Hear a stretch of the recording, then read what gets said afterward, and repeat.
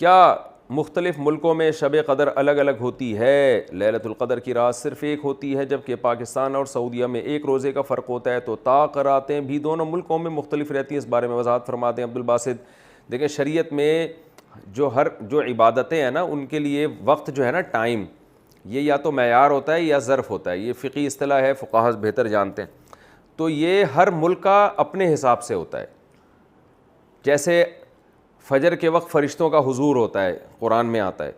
اب فجر یہاں جب ہو رہی ہے تو سعودی عرب میں تو 2 گھنٹے بعد ہوگی، تو اب یہ تھوڑی ہے کہ یہاں فرشتے آ گئے تو سعودی عرب میں ابھی فجر نہیں ہوئی ہے تو وہ پہلے ہی وہاں پہ آ جائیں، فجر کے فرشتے جو آتے ہیں۔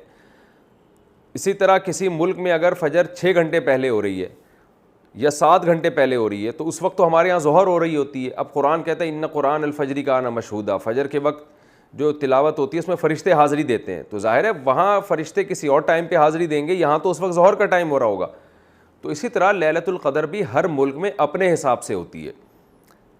اس کی بڑی مضبوط دلیل یہ ہے کہ اگر سب جگہ ایک ہی دن پہ لیلۃ القدر ہوتی تو پھر بہت سے ملکوں میں تو اس دن لیل ہی نہیں ہوتی، رات ہی نہیں ہوتی، تو وہاں لیلۃ القدر کہاں سے ہوگی؟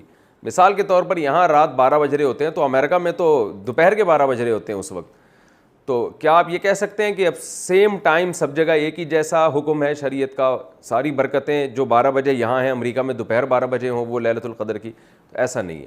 تو اس سے صاف پتہ چلتا ہے کہ لیلۃ القدر 2 بھی ہو سکتی ہیں، یعنی فار ایگزامپل اگر 21ویں رات کو لیلۃ القدر تھی سعودی عرب میں تو وہ اگلے دن ہمارے ہاں 21ویں رات ہیں تو ہمارے ہاں اگلے دن ہوگی، تو یہ اللہ کے لیے کوئی مشکل نہیں ہے۔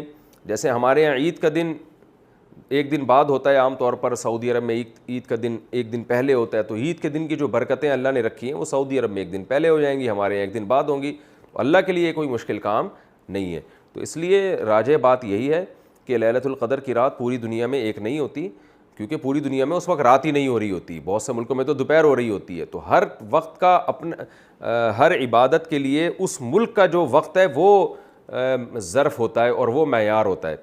تو اس ملک میں اگر وہ رات ہے تو اس ملک میں لیلۃ القدر ہوگی، اس ملک میں وہ رات ابھی شروع ہی نہیں ہوئی ہے تو وہ لیلۃ القدر اس ملک میں نہیں ہوگی۔